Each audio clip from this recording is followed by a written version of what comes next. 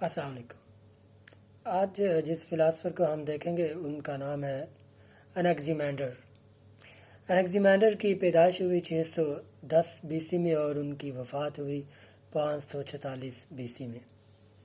انیگزیمینڈر کے بارے میں یہ خیال کیا جاتا ہے کہ وہ تھیلیز کے شاگرد تھے اور ایک بڑے مشہور فلاسفر ہیں پائتھاگرس، جن کو اردو میں ہم فیثاغورس کہتے ہیں، ان کے استاد تھے انیگزیمینڈر۔ انیگزیمینڈر کا تعلق بھی جو ہے وہ مائلیزین اسکول آف نیچرل فلاسفی سے تھا اور یہ مائلیٹس میں ہی پیدا ہوئے۔ تو ان کا بھی یہ خیال تھا اپنے استاد کی طرح کہ دنیا کی جو تمام چیزیں ہیں وہ ایک ہی سبسٹنس یعنی ایک ہی مادے سے وہ پیدا ہوئی ہیں، لیکن یہاں پہ ان کا تھوڑا سا اختلاف تھا۔ تھیلیز کا یہ کہنا تھا کہ دنیا کی جتنی بھی تمام چیزیں ہیں وہ ایک ہی مادے یعنی پانی سے وہ پیدا ہوئی ہیں، لیکن انیگزیمینڈر کا یہ خیال تھا کہ دنیا کی ساری چیزیں ایک سبسٹانس یعنی مادے سے پیدا ہوئی ہیں اور اس کو وہ نام دیتے تھے ایپیران۔ لیکن یہاں پہ جو سوال پیدا ہوتا ہے کہ ایپیران کی انہوں نے کوئی خاص ڈیفینیشن نہیں کی۔ ایپیران ان کا کوئی خیال تھا کہ شاید یہ کوئی ایسا مادہ ہونا چاہیے، کوئی ایسا ایک باؤنڈ لیس یا لامحدود قسم کی کوئی چیز ہے جس سے ساری چیزوں کا وجود جو ہے وہ پیدا ہوتا ہے۔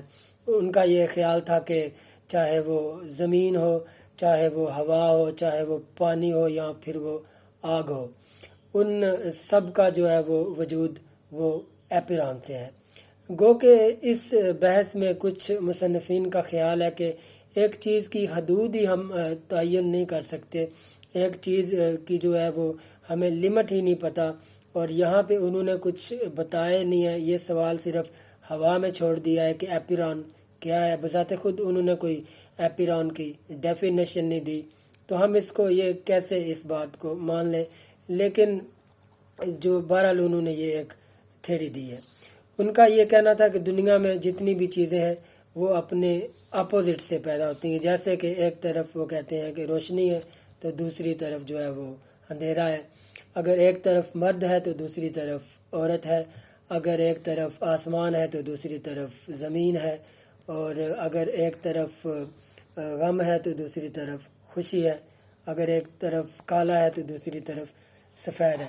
وہ کہتے ہیں کہ دنیا کی تمام چیزوں کے اندر جو اپوزٹ ہے وہ اپنے اپوزٹ سے ہی ڈیفائن بھی ہوتی ہیں اور وہ اپنے اپوزٹ سے پیدا بھی ہوتی ہیں، یعنی کہ دنیا میں متضاد چیزیں جو ہمیں نظر آتی ہیں، مثال کے طور پہ دن اور رات، دائیں اور بائیں، یا پھر مرد اور عورت، یہ ہر چیز کی دو چیزیں ہوتی ہیں اور ہر چیز کے دو الٹ ہوتے ہیں۔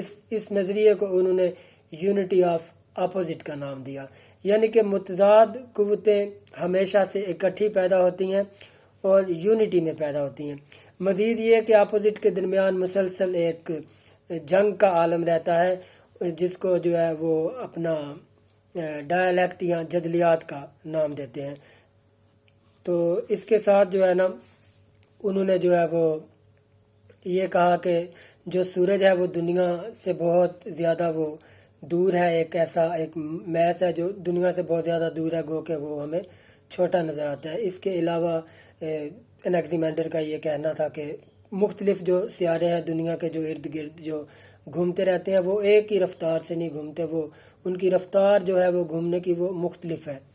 اس کے علاوہ انیگزیمینڈر نے دنیا کا پہلا نقشہ بھی جو ہے وہ پیش کیا، حالانکہ وہ نقشہ صحیح نہیں تھا، لیکن اس زمانے کے جو کنٹیکسٹ میں اگر دیکھا جائے تو ان کی یہ کافی اچھی کوشش ہے۔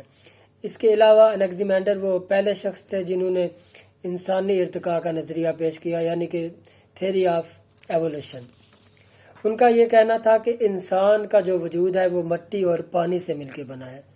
اب یہاں پہ اگر تھوڑا سا اس بات کو رک کے دیکھیں تو کم و بیش یہی بات قرآن نے بھی ہمیں بتائی ہے، اور اگر ہم اسلامی دور کو دیکھیں تو نبی صلی اللہ علیہ وسلم کی پیدائش عیسوی حساب کے سے اگر ہم دیکھیں تو آپ کی پیدائش 570 عیسوی میں ہوئی، اور جبکہ یہ فلاسفر جو ہیں ان کا تعلق جو ہے وہ 610 BC سے تھا۔ تو مطلب جو ہے نا اسلام اور اس فلاسفر میں جو آپس کا جو ڈیوریشن کا جو فرق ہے وہ آلموسٹ کوئی 1000 سال کا بنتا ہے. اور بعد میں جو ہے نا قرآن میں ہمیں یہ بات پتہ چلی کہ واقعی جو ہے نا انسان کا وجود مٹی اور پانی سے ہی بنا ہے. اس کے علاوہ انیگزیمینڈر کا یہ خیال تھا کہ انسان جو ہے وہ پہلے مچھلی کی طرح ہوتا تھا، مچھلی کے وجود میں سے وہ پیدا ہوا.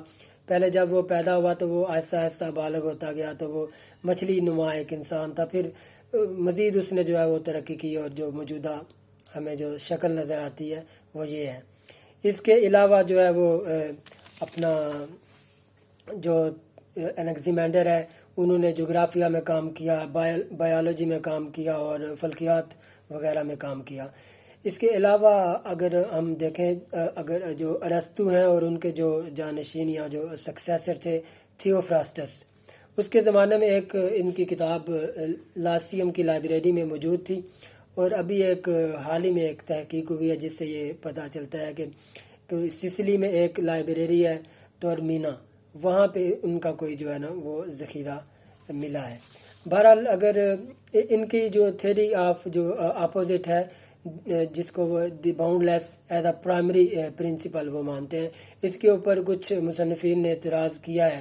وہ کہتے ہیں کہ بذات خود جو ہے نا ایپیرون جو ہے وہ یونانی زبان کا لفظ ہے، تو اپنا انیگزیمینڈر نے اس کو ڈیفائن نہیں کیا کہ ایپیرون ہے کیا، کیونکہ دوسری سائڈ پہ جو ہے نا انیگزیمینڈر کا یہ خیال تھا کہ جو ایپیرون ہے یا جس چیز سے یا جس مادے سے چیزوں کی شروعات ہوتی ہے اس کو جو ہے نا ہمیشہ اس کی جو ہے نا وہ انفینٹی ہونا چاہیے، وہ باؤنڈ لیس ہونا چاہیے، اس کی کوئی حد نہیں ہونی چاہیے. بہرحال اگر آپ انیگزیمینڈر کو مزید پڑھنا چاہتے ہیں تو ویڈیو کی ڈسکرپشن میں ان کے ریفرنسز دے دوں گا، آپ اس کو مزید پڑھ سکتے ہیں. شکریہ.